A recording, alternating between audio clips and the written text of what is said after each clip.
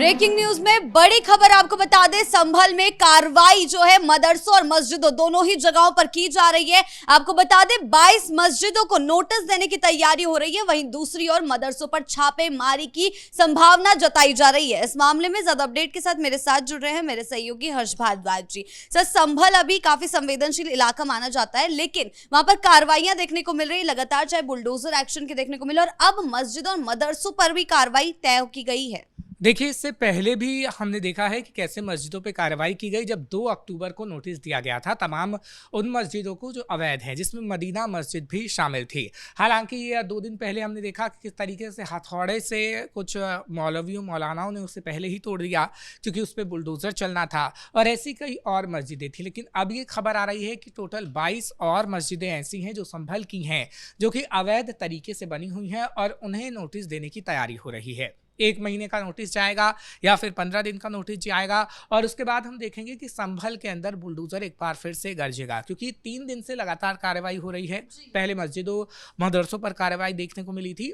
हालांकि कब्रिस्तान की जो ज़मीन थी उसके ऊपर किस तरीके से दुकानों का निर्माण किया गया, घरों का निर्माण किया गया, उस पर कार्रवाई देखने को मिली कि उन्हें दस्तावेज दिखाने को कहा गया और उन्हें नोटिस अब दे दिया गया है। टोटल 48 लोग हैं जिनको नोटिस दिया गया है। लेकिन आज जब हम अपने दर्शकों को खबर बता रहे हैं तो ये कहा जा रहा है कि 22 ऐसे और मस्जिदें हैं जिनको नोटिस दिया गया है। अब बात करते हैं मदरसों की, फिर आपको बताएंगे कि आखिर 22 मस्जिदों को क्यों नोटिस दिया गया है और मदरसों में ऐसी कौन सी कार्रवाई हो रही थी जो प्रशासन को पसंद नहीं आई, जिसके बाद प्रशासन ये सख्त कदम उठाने की तैयारी कर रहा है। दरअसल मदरसों में ये कहा जा रहा है कि कई मदरसे ऐसे हैं जो अवैध तरीके से संचालित हो रहे हैं, अवैध तरीके से संपत्ति वो अर्जित कर रहे हैं, जिसके बाद उन मदरसे को चलाया जाता है। फंडिंग आखिर कहाँ से आ रही है, इसकी खास तौर पर जाँच होगी, क्योंकि हमने देखा है कि दिल्ली ब्लास्ट मामले के बाद किस तरीके से कुछ मस्जिदें शक की निगाहों पर हैं, कुछ मदरसे शक की निगाहों पर हैं। हालांकि कुछ यूनिवर्सिटी, क्योंकि अल फलाह यूनिवर्सिटी को हमने देखा है कि कैसे शक के घेरे में उसमें कई लोग रहे, इनकी गिरफ्तारियां भी हुई जो अभी भी शक के दायरे में हैं। तो योगी आदित्यनाथ ऐसा नहीं चाहती है कि कोई भी मदरसा ऐसा संचालित हो जो कि अवैध तरीके से फंडिंग को अर्जित करे, उसके बाद उस मदरसे को चलाए, और वो फंडिंग कहीं ना कहीं हमारे दुश्मन देशों से भी हो सकती है। तो इसकी जांच होगी। फिलहाल अभी सूत्रों के हवाले से खबर मिल रही है, आधिकारिक इसकी पुष्टि अभी नहीं हुई है, ना इसकी हम आधिकारिक पुष्टि कर रहे हैं, लेकिन सूत्रों के हवाले से खबर है कि उन मदरसों में छापे पड़ सकते हैं और करोड़ों जब्त भी हो सकता है अगर वो अवैध तरीके से संचालित हो रहे हैं। तो अब बात पूरे संभल कर लेते हैं कि किस तरीके से पूरा संभल इस वक्त लाइमलाइट में बना हुआ है। हाँ, पिछले कुछ दिनों से संभल में लगातार कार्रवाई देखने को मिल रही है, एक्शन देखने को मिल रहे हैं, चाहे बुलडोजर की बात करें या फिर बिजली चोरी को लेकर जो सरकार ने आधी रात को छापेमारी की थी। बिल्कुल आपने सही कहा, क्योंकि बिजली चोरी को लेकर जो हमने देखा है कि किस तरीके से एक मिनी पावर स्टेशन बना हुआ था, एक घर के अंदर लाखों की चोरी हो रही थी बिजली की, और कैसे प्रशासन ने कार्रवाई की है और प्रशासन ने नोटिस देने का काम किया है। क्योंकि देखिए, अगर आप लाखों की चोरी करेंगे तो आपको लाखों का भुगतान तो करना ही पड़ेगा। संभल के अंदर ऐसे 20 से 30 घर थे जो कि मुस्लिम मोहल्ले में थे, और वो मुस्लिमों के ही घर थे जहाँ पर मिनी पावर स्टेशन बनाकर बिजली की चोरी की जा रही थी। अब उन्होंने लाखों की बिजली चोरी की है तो इसका अंजाम तो उन्हें भुगतना ही पड़ेगा। हालांकि प्रशासन अभी रुका नहीं है। डीएम की तरफ से भी जानकारी दी गई है, राजेंद्र पेंसिया की तरफ से ये कहा गया है कि आगे आने वाले समय में संभल में अभी और ऐसी कार्रवाई होगी, क्योंकि संभल में हम देख रहे हैं कि कुछ कट्टरपंथी कहीं ना कहीं कट्टर फैलाने के चक्कर में कभी बिजली चोरी कर रहे हैं तो कई अवैध ज़मीनों पर कब्जा कर रहे हैं, जिसकी तस्वीरें कहीं ना कहीं हमें देखने को मिल रही है। आपने यही स्थिति देखी कि 8 बीघा ज़मीन मामले में कितना एक्शन हुआ है। अभी भी बुलडोजर चलना बाकी है। हालांकि नोटिस दे दिया गया है 48 घरों को, और नोटिस देने के बाद अब ये 16वें दिन बुलडोजर चलेगा, तब भी आप देखेंगे कि काफ़ी हंगामा मचेगा। यानी अभी हंगामा होना संभल में तय है। संभल अभी लाइमलाइट में बना रहेगा, और आगे आने वाले समय में आप देखिएगा कि संभल की बात 2027 तक होती रहेगी। लेकिन बात अब विपक्ष की करते हैं, क्योंकि जियाउर रहमान बर्क ने भी 2-3 दिन से मोर्चा संभाल रखा है। हालांकि मीडिया के सामने वो नहीं आते हैं और वो मीडिया को गोदी मीडिया बता देते हैं, मीडिया को बिकाऊ बता देते हैं, क्योंकि जैसे अखिलेश यादव कहते हैं वैसा बर्क कहते हैं। हाँ, इतना ज़रूर है कि सोशल मीडिया पर उनकी कुछ तस्वीरें ज़रूर आती हैं और वो सोशल मीडिया के माध्यम से ज़रूर बताते हैं कि देखिए मुसलमानों को कैसे अत्याचार का सामना करना पड़ रहा है, मुसलमानों के साथ किस तरीके का उत्पीड़न हो रहा है। ये बात जियाउर रहमान बर्क की तरफ से कहा गया है। बर्क की बात करें तो बर्क मीडिया की जहाँ तक बात करते हैं तो मीडिया को गोदी मीडिया बताते हैं और बर्क की तरफ से कहा जाता है कि मीडिया बिका हुआ है।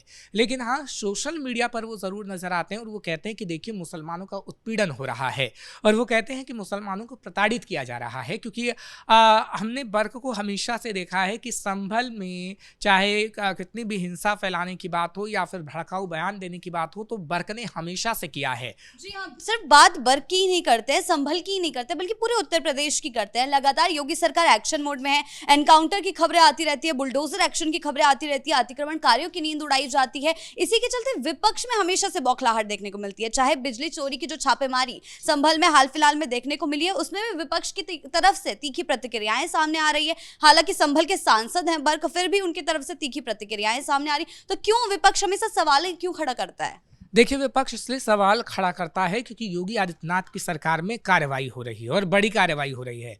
आपको एक एग्जाम्पल हम देते हैं, एग्जाम्पल के जरिए आप समझ जाएंगी और हमारे दर्शक भी समझ जाएंगे। आपको मुजफ्फरनगर का वो दंगा ज़रूर याद होगा जब कैसे हिंदुओं को मारा गया, कोई कार्रवाई नहीं हुई और आज तक जो हिंदू पलायन करके मुजफ्फरनगर से गए हैं, शामली से गए हैं, वो आज तक वहाँ पर नहीं आ पाए, डर के मारे कि अगर कहीं दोबारा ऐसा ना हो जाए। लेकिन हाँ, अब योगी आदित्यनाथ पर उनका भरोसा बढ़ रहा है तो वो दोबारा से वापस आ रहे हैं। आपने देखा था कि चारपाई लगाकर सलमान खान का डांस अभी भी वो सोशल मीडिया पर है। ऐसा नहीं है कि सोशल मीडिया पर ऐसे नहीं है। कई तस्वीरें उस वक्त अखिलेश यादव की वायरल हुई थी कि आराम से वो चारपाई लगाकर गाना सुन रहे थे सलमान खान का। और जब उनसे पूछा गया मीडिया कर्मियों की तरफ से कि देखिए मुजफ्फरनगर तो जल रहा है, तो उनकी तरफ से कोई जवाब नहीं आता था। आज आप पूछिए योगी आदित्यनाथ से, अगर मीडिया कर्मी कोई सवाल पूछता है तो योगी आदित्यनाथ खुलकर जवाब देते हैं। इन कार्रवाइयों से इतनी दिक्कत क्यों है विपक्ष को? देखिए, दिक्कत इसलिए है कि आज तक अखिलेश यादव, आज तक समाजवादी पार्टी या बसपा कोई एग्जाम्पल सेट नहीं कर पाए। अगर आगे आने वाले समय में बीजेपी की सरकार रहे या ना रहे, उन्होंने एग्जाम्पल सेट किया है।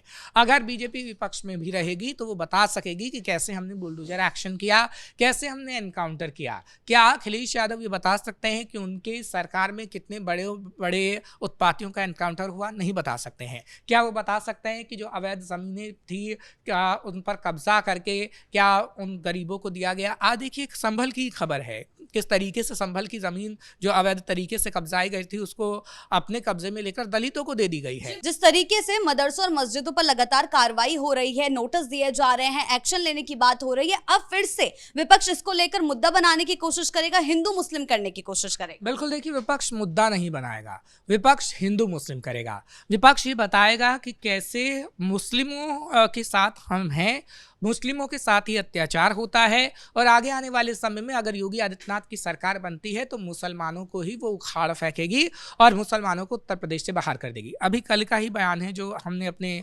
पर्दाफाश प्रोग्राम में खास तौर पर देखा है कि कैसे उत्तर प्रदेश के अंदर समाजवादी पार्टी के नेता यह बयान देते हैं कि मैं यादव नहीं हूँ, मैं यादव हूँ, मैं हिंदू नहीं हूँ।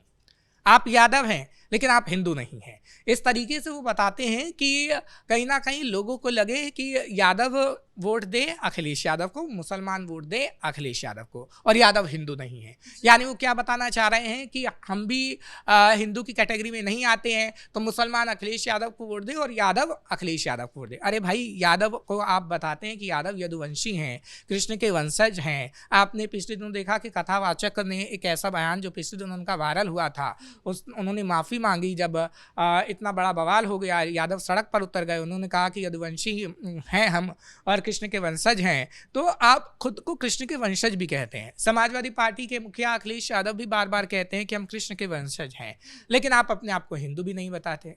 आप इतिहास पढ़ते हैं नहीं पढ़ते हैं? आपने रामायण महाभारत पढ़ी है नहीं पढ़ी है? शायद मुझे नहीं लगता कि इन लोगों ने इतिहास को पढ़ा है, जाना है कि कृष्ण क्या थे, क्या फिर महाभारत में क्या हुआ था, या फिर अपने वैदिक उच्चारणों को पढ़ते हैं नहीं पढ़ते हैं। सिर्फ इतना कह देना कि हम यादव हैं, हम हिंदू नहीं हैं, तो आप अपने आप पर ही सवाल उठाते हैं।